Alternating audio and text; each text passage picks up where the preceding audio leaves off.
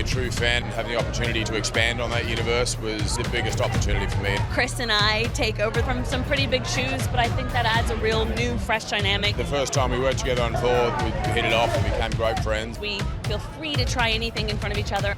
It's a much bigger scope, a lot of new types of aliens, new threats. If there were aliens on Earth, there would be funny stuff that would happen, and this movie really gets to that. You've got F. Gary Gray at the helm, one of our finest filmmakers. There's some great characters, some great villains. I have no words, it was amazing. Oh, it was amazing. The international setting gave us many more opportunities for action and adventure. Totally unfair for the rest of us that you get to look like Chris Hemsworth and be funny. The comedy, the fun, the adventure. We had a blast making it, and I think it's a blast seeing it. That doesn't look good. Do we think anyone's going to notice that wasn't there before? What was interesting to me was I was such a fan of the original franchise. I was 14 when the first one came out, and so being a true fan of it and having the opportunity to not reboot or remake it, but to expand on that universe was the biggest opportunity for me. And I speak for Tessa as well. We both talked about this on the tour the last couple of weeks, and to give it a more of a global feel, take that to New York. We shot in Italy and London and Marrakesh and Morocco and Sahara Desert, Paris, and then also having a female lead at the forefront of it. There's always been women in the organisation of MIB. Tessa, Emma Thompson reprises her role, but to have Tessa right front and centre of this thing was, I think, what made it feel fresh and unique to us, and who better than her? She embodies kind of everything that's right about that statement in itself. Just having worked together a number of times, you get lucky at times, and often you have to work for it and find that chemistry and find that sort of nuance and the rhythm. But the first time we worked together on Ragnarok in Thor was we hit it off and became great friends, and have sort of capitalised on that now. And I think, for me personally, the fact that she was doing this film was a big incentive and gave it a lot of comfort in jumping on and knowing that I had a collaborative partner in the process. So it's great. Big concern for us too was, or concern, but a need and a want was to utilise the chemistry we had to maximise the humour, but also to make sure the film had a great amount of fun in it, and that's why I go to the cinema. That's why I became an actor, was to be taken on a ride, and the fun, the adventure, and the comedy, and that was what this film was about. Was a lot of improvisation, and as I said, using our sort of chemistry. But we had fantastic writers. We had F. Gary Gray at the centre of it, and encouraging that. So we had a blast making it, and I think it's a blast sort of seeing it. And this is the reason, as I said, I went to the cinemas as a kid, the larger-than-life sort of elements, the sci-fi feel to it, the comedy, the fun, the adventure, and I think there's sort of, you can't rival that no matter how good your sound system at home gets, but the special effects and so forth on the big screen is unlike any other. We never wanted to remake the film. We wanted to really continue on in the same spirit of the original franchise. And first of all, we take the film into a global space. We've only seen the organization here in New York City, so we take it across the world to London, to Marrakesh, to Italy, to the Sahara Desert, to Paris, and then back to New York. So I think it's really, global in scope, which adds a new element. Obviously, Chris and I take over the helm from some pretty big shoes, but I think that adds a real new, fresh dynamic to the piece. We have tons of new aliens and gadgets, and I think the film is fresh because it's made at this time with a more modern sensibility. And obviously, there's always been women inside of the organization. There's never been a female protagonist inside of one of these films. I think that's really new and original. Everyone has had the experience of meeting someone and sort of liking them right away. I think the truth is now Chris and I have worked together for a number of years. Now I know why I like him. I know all the things that are true about him, which is he's just so kind and sweet and generous as an actor. He has a lovely family that he cares about deeply, so it's not just about the work. All those things are really admirable about him. But I think in terms of us, we have a working dynamic in which we feel free to try anything in front of each other, and also free enough to say what you just did wasn't that good. And I think there's something about that makes for a dynamic that is really honest, and hopefully you get some good stuff out of it. What I like about it is that it's not a reboot, it's a continuation, but it's a much bigger scope, so it's all over the world. It's not just one city, it's new teams, a lot of new types of aliens, new threats. So that's what I like about it, is that it exists in the Men in Black universe. We're not erasing anything, but we're just expanding it. I think the big defining thing about Men in Black is that it's very, very funny. So this one is also very, very funny. It's a lot of jokes, you know. I mean, if there were aliens on Earth hiding, there would be funny stuff that would happen, and this movie really gets to that. So my character's name is Pawnee. He's like a little alien guy that sort of ends up joining Agent M and Agent H on their mission. And he meets them about halfway through the movie, and then he's sort of part of the team. First of all, I think every movie should be seen on the big screen. This one especially, there's such huge, amazing special effects. And you know, I think comedy should be seen on a screen because you get to share that experience with a bunch of people. But I mean, a movie of this scope really should be seen in the theater.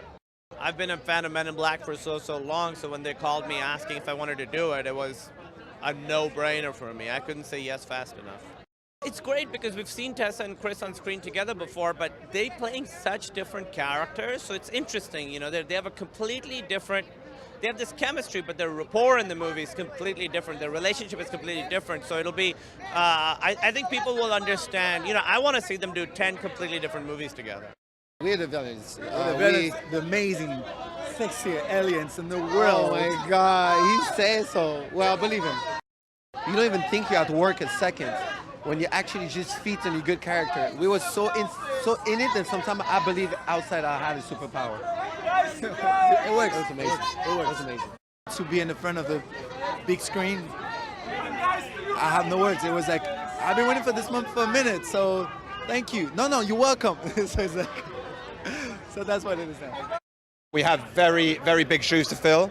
It's a franchise that people hold very close to their heart. Everyone loves Men in Black.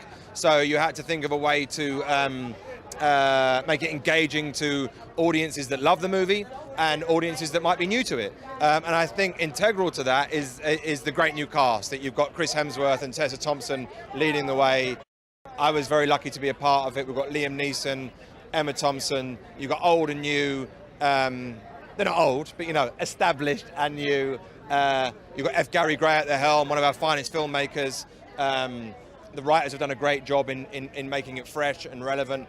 There's some great characters, some great villains, some wonderful performances, and as I say, a really established, fantastic cast of people who all cared about making this the best possible movie.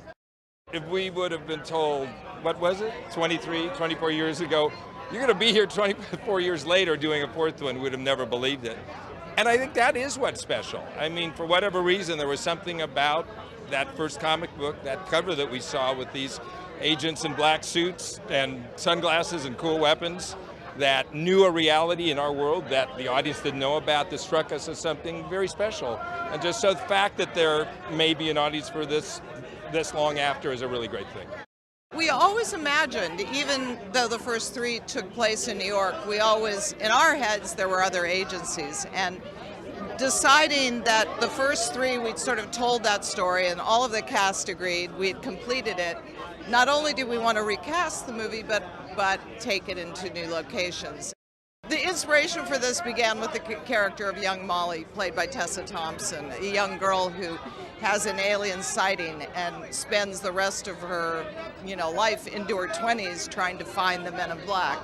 And and the international setting for us just gave us many more opportunities for action and adventure and opened it up. Casting Chris was so important. There are very few, if there are any others right now, leading men who are as comically gifted as he is. And that's key. It was interesting even from the very beginning. I remember us having the conversation, which is we need to cast actors who are really adept at comedy as opposed to quote-unquote comedians. Yeah. And Tommy Will absolutely is the case. Tessa, extraordinary comic chops. As Laurie says, Chris has a very particular comic gift, which makes it totally unfair for the rest of us that you get to look like Chris Hemsworth and be funny.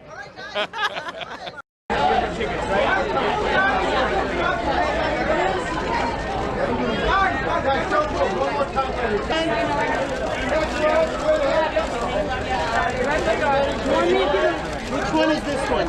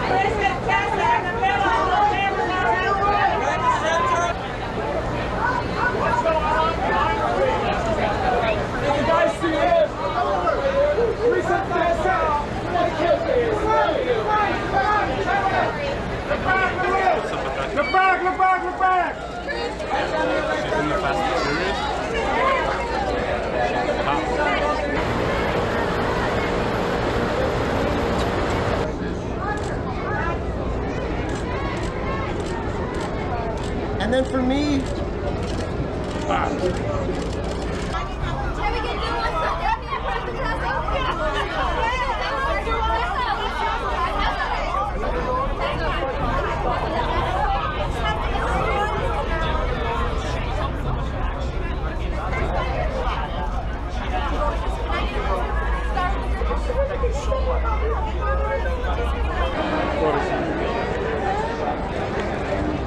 this way, this way, this way! Come on, open up!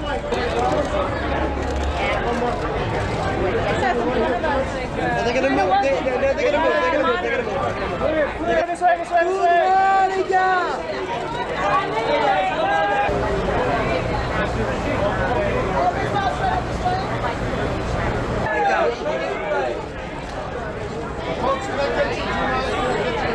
Ash. The writer.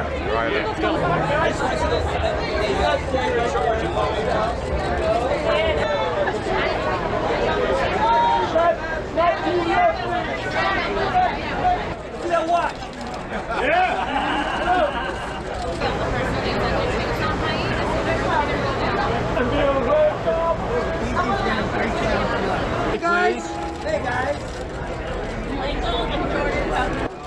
Everybody on this way! Please, thank you. One up top, please. And a little bit to the right, please. Please. Right here, both of you. Thank you. And this way, please, this way. One more, one more. The whole thing with the big pocket thing now? His ID, there's no iPhone. Sorry about that, brother. This way, please, this way. What's it, Dr. Mike? Dr. Mike, what is it? Yeah, to the front of the outfit, please. There it is. Leg out. Do a little to the left, look to the left. And Jay, one more time, straight ahead. Thank you, Jay. One up top, Jay. There you go.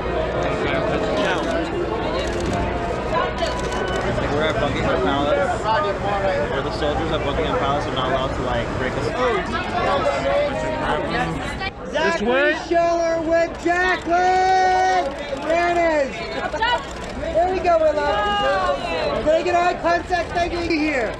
You'll have your memory wiped at the end of the show. And straight ahead, looking up. Thank you. Camilla.